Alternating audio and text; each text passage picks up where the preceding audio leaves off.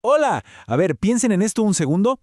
Es realmente fascinante detenernos a observar por qué hacemos lo que hacemos cuando estamos rodeados de otras personas. O sea, ¿por qué cambiamos tanto en grupo? Esa misma chispa de curiosidad, esa necesidad de desentrañar el complejísimo mundo del comportamiento humano, es exactamente lo que nos va a guiar en el recorrido de hoy. Vamos a sumergirnos de lleno. Pero antes de arrancar, vamos a derribar un mito gigantesco. Es súper común escuchar por ahí que la psicología social es, no sé, simplemente una rama más de la psicología, o tal vez una mezcla o intersección directa con la sociología, pero nada que ver. En realidad estamos hablando de una disciplina totalmente independiente, con una identidad y un peso propios. Así que para organizar un poco esta exploración, el mapa de hoy será el siguiente. Primero veremos qué es exactamente la psicología social. Segundo, daremos un brevísimo paseo histórico. Tercero y cuarto, nos meteremos de lleno en las perspectivas psicológica y sociológica. Y para cerrar, el punto 5, las fascinantes relaciones interpersonales. Empecemos por el principio. Punto número 1. ¿Qué es la psicología social? Básicamente, la esencia de este campo no es solo mirar cómo funciona la mente de alguien en aislamiento, pero tampoco se trata de analizar a una multitud sin rostro. Es una perspectiva psicosocial única, y digo única porque toma tres dimensiones clave: lo psicológico, lo social y lo simbólico, sí, como el lenguaje. Se trata de observar como si tuviéramos una lupa, cómo nuestra mente, las estructuras de la sociedad y las palabras que usamos se entrelazan de manera constante. Es un rompecabezas increíble. Pasemos ahora al punto número 2, un breve recorrido histórico. Si hacemos un viaje rápido en el tiempo, todo este enorme debate sobre la naturaleza humana arrancó allá en la antigua Grecia.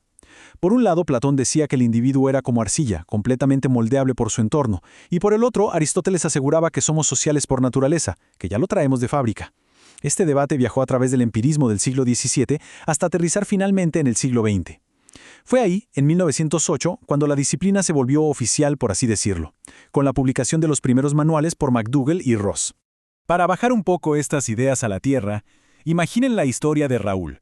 Él es un inmigrante mexicano en Estados Unidos, y su historia es súper pragmática. Es puro esfuerzo y superación. Su migración y su crecimiento profesional son literalmente un reflejo en la vida real de esa vieja idea de Aristóteles que mencionamos. Los humanos somos inherentemente sociales y para desarrollarnos necesitamos sí o sí de la sociedad. Raúl buscó un entorno social distinto, y ese nuevo entorno le dio las herramientas exactas para cumplir sus sueños. Ahora, del otro lado de la moneda, tenemos un contraste enorme. Piensen en la experiencia de Janet, una inmigrante peruana en Inglaterra. Ella siente un aislamiento profundo, la cultura le resulta fría. Este choque tan marcado ilustra a la perfección la tradición alemana de principios del siglo XIX, esa que se enfocaba en el individualismo metodológico. Básicamente, la historia de Janet nos demuestra el peso gigantesco que tiene nuestro contexto personal, la familia y los amigos de toda la vida, a la hora de intentar descifrar y adaptarnos a una nueva realidad social. Y esto nos lleva al punto número 3, la perspectiva psicológica, o como le vamos a decir de ahora en adelante, la PSP. Bueno, aquí hay una dicotomía central que es súper importante entender. Imagínense que tenemos dos caminos. Por un lado está la psicología social psicológica, la PSP, que empieza estudiando a un solo individuo para intentar explicar cómo se comporta todo el grupo. Y por el otro lado está la psicología social sociológica, la PSS, que hace exactamente lo opuesto. Mira primero las grandes estructuras sociales de afuera para intentar explicar qué le pasa al individuo por dentro. Son dos lentes totalmente distintos. A ver, veamos esto en la práctica poniéndonos las gafas de la PSP. Imaginen a Juan, un chico de 17 años que de repente decide que quiere ser arquitecto. Si aplicamos el psicoanálisis de Freud, que es un clásico de esta perspectiva, iríamos a buscar las respuestas directo al interior de su cabeza. Nos pondríamos a analizar, no sé, cómo jugaba con bloques de construcción cuando era un niño pequeño, cómo eso quedó grabado en su memoria y cómo esa experiencia explica la carrera que eligió hoy. Todo el análisis empieza de adentro hacia afuera. Ahora cambiamos de gafas. Punto número 4. La perspectiva sociológica, o PSS. Acá es donde hace su entrada el famoso sociólogo francés Émile Durkheim. Él trajo a la mesa algo llamado conciencia colectiva. Básicamente argumentaba que la sociedad ejerce una fuerza gigante, casi como una coerción invisible sobre nosotros. Por ejemplo, hablemos de Ramona, una mujer de la provincia de Misiones en Argentina. Cuando tenía 15 años tomó su primer mate. Al principio ni siquiera le gustaba esa bebida amarga, pero lo hizo igual simplemente para encajar en la clase campesina adulta. Ahí está, la sociedad dictando su comportamiento por encima de su gusto individual. Increíble, ¿verdad? Pero ojo, porque la sociología alemana, con Max Weber a la cabeza, le dio otra vuelta. Ellos se centraron en el significado subjetivo, o sea, el sentido que le damos a nuestras acciones. Volvamos a Ramona. Tomar mate, en Argentina, tiene un significado fuertísimo de amistad, de pertenencia al mundo adulto. Pero si alguien hace exactamente eso mismo en otro país, la gente quizás se le quedaría mirando raro. El significado sería totalmente distinto. En resumen, el contexto lo es todo. Entonces, el truco está en cómo interpretamos todo esto. Y de eso justamente habló el estadounidense George Herbert Mead con su interaccionismo simbólico y la teoría de los roles.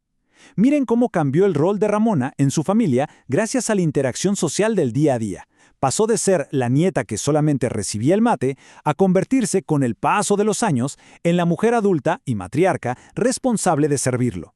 Son esas estructuras y esos roles invisibles los que van pautando cómo nos comportamos. Y así llegamos al último tema. Punto número 5. Las relaciones interpersonales. Vamos a llevar toda esta teoría a algo súper cotidiano, para que quede clarísimo. Piensen en una dinámica de oficina cualquiera. Tenemos a Pablo, que trabaja en marketing y es súper analítico, y a María, que está en ventas y es súper extrovertida. El jefe los pone a trabajar juntos en un proyecto nuevo. Según la teoría de comparación social de Festinger, cuando sentimos incertidumbre laboral, por puro instinto miramos a los demás para saber cómo actuar, y además se da un intercambio social constante. Pablo y María están evaluando todo el tiempo los costos y beneficios de trabajar juntos, dándose cuenta de que si cooperan y aprenden el uno del otro, van a llegar al éxito muchísimo más rápido. Ahora bien, ¿qué hace que nos conectemos con alguien en situaciones así? Hay varios factores que dictan la atracción interpersonal. Por ejemplo, los factores situacionales. El simple hecho de compartir el mismo espacio físico en la oficina, o sea, la proximidad, sumado a la familiaridad de verse todos los días, podrían hacer fácilmente que ese vínculo estrictamente laboral entre Pablo y María cruce la línea y se transforme en una amistad bastante sólida a lo largo del tiempo. Y bueno, cuando esos vínculos humanos cruzan otras barreras y se profundizan todavía más, entramos al terreno de las teorías psicosociales del amor. Y acá tenemos un abanico enorme. Por un lado está el amor de compañía, que es súper realista. Está basado en el respeto mutuo, en aceptarse y en un compromiso fuerte. Pero del otro extremo está el contraste salvaje del amor apasionado, ese deseo intenso, irracional, súper idealizado, literalmente a los Romeo y Julieta. Aunque, un pequeño recordatorio vital. La cultura global impacta muchísimo en cómo demostramos estas emociones, creando variaciones gigantescas si comparamos, por ejemplo, la cultura latinoamericana con la cultura árabe. Con el tiempo, todas estas interacciones, desde los colegas de la oficina hasta nuestra pareja, van tejiendo nuestras redes de apoyo social. Y presten atención, porque estas redes son absolutamente indispensables para nuestro bienestar físico y psicológico. Nos ayudan a lidiar con la ansiedad de 4 formas distintas. Con apoyo emocional, dándonos puro afecto. Con apoyo instrumental, que es la ayuda práctica y material. Con apoyo informativo, dándonos buenos consejos cuando nos sentimos perdidos. Y por último, el apoyo empático. Esa validación total que refuerza nuestra seguridad y que solo nos dan los vínculos más íntimos. Así que, para ir cerrando, nos quedamos con esta tensión constante, esta especie de tira y afloja en el corazón de toda la disciplina. ¿Empezamos por el individuo para entender al grupo o empezamos por la sociedad para entender a la persona? La próxima vez que tengan una interacción cualquiera, ya sea tomándose un café con un amigo o charlando con un colega, tómense un segundo para observar. Pregúntense, ¿qué dimensión está dictando el comportamiento en este exacto instante? Ojalá esta charla haya encendido la chispa para que empiecen a ver el mundo social que nos rodea con ojos completamente nuevos. ¡Hasta la próxima!